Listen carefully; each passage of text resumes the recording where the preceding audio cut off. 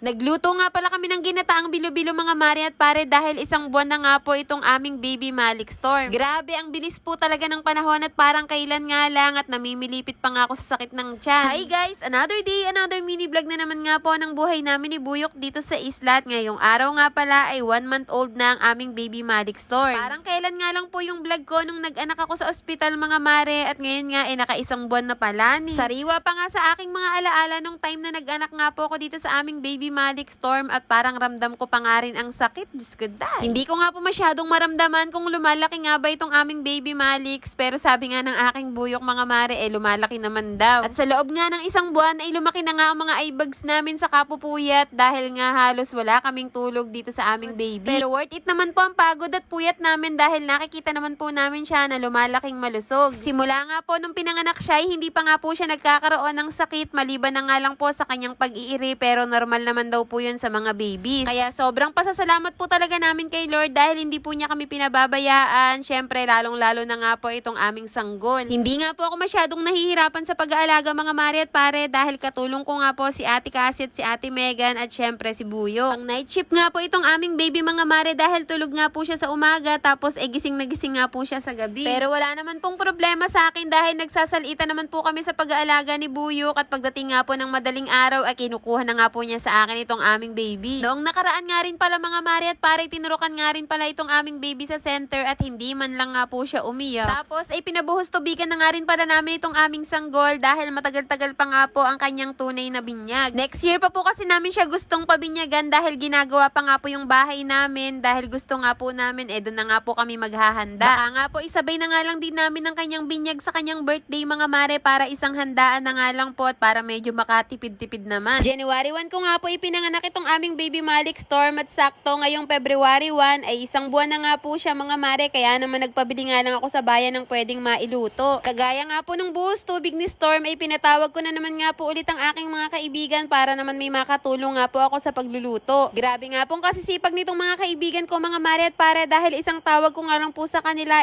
talaga namang bambibilis abo. Pagkarating nga po nila dito sa amin mga mare inumpisahan na nga po nila agad ang paggagayat nitong mga panghalo. Kaya naman habang hawak pa nga po ni Ate Cassie at ni Ate Megan ng aming baby ay tumulong nga muna po ako sa kanila. Pinadagdagan ko na nga rin po itong pinabili ko mga mare para naman kahit papaano makapagbigay nga po tayo sa mga kapitbahay. Ginataang bilo-bilo nga po ang napili naming lutuin dahil bang sarap nga pong kumain ng ginataang bilo-bilo ngayon lalo na nga't bang lamig nga po ng panahon ngayon dito sa isla. Dinagdagan nga rin po namin ng gabi dahil bang sarap nga po ng gabi sa ginataang bilo-bilo tapos nailagay na nga rin po ang saging at ang langka. Ako lang ba mga mare yung hindi kumakain ng bilo-bilo sa ginataang bilo-bilo dahil halos nga po lahat ng ingredients dyan ay kinakain ko maliban nga lang po doon sa pinaka main ingredients. At dito nga po sa amin kapag sinabing ginataang bilo-bilo ay kulay violet nga po ang kulay pero nag-iba nga po ang kulay nito nung nailagay na nga po namin yung sago na kulay green. Para nga po itong nagkulay blue mga mare pero okay lang naman dahil parehas lang naman ng lasa. Pagkalagay nga po ng asukal ay inantay nga lang po namin maglutangan yung mga bilo-bilo tapos sa ilalagay na nga rin po namin yung pampalapot. At kaunting pakuluan na nga lang po ito mga mare at pare at pwedeng-pwede na nga po tayong magmerienda. Grabe mga mare, napagkakasarap nga po ng pagkakaluto, talaga namang napaka-creamy kaya naman tara at kain po tayo. Kumain na nga rin po kami mga mare at nagtawag na nga rin po ako ng mga kapitbahay para pagdalin nga po sila ng mga lagayan para naman kahit papaano makatikim nga po sila ng handa ni Malik Storm. Medyo matagal pa nga po ang second month ni Malik Storm mga mare pero pinag-iisipan na nga po namin ngayon kung ano ba ang susunod naming lulutuin. Thank you Lord talaga dahil kahit papaano may panghanda na nga tayo sa monthly milestone ng aming sanggol. Pero aminin natin nung araw, nung mga panahon natin mga mare at pare wala naman ganto-ganto at ngayon nga lang ito nauusuan Naglagay na nga rin pala kami sa mga cups para naman doon sa mga dadaan na gustong kumain nga ng ginataang bilo-bilo at gustong humingi may pambigay nga po tayo. At para naman sa monthly milestone pictorial ng aming bunso ay nag-DIY nga lang kami mga mare at pare at katulong nga po namin dito si Ate Cassie at si Ate Megan. Hindi na nga rin po kami nag-abala pa na pumunta sa studio para magpa-pictorial at nag-DIY na nga lang po kami dito mga mare at pwedeng-pwede naman yon dahil gusto ko nga simple lamang. Nagpabili nga rin po ako ng cake at umorder nga lang din po ako nitong cute na bear costume niya para naman kahit papaano ay may maisuot nga po siya sa kanyang first month.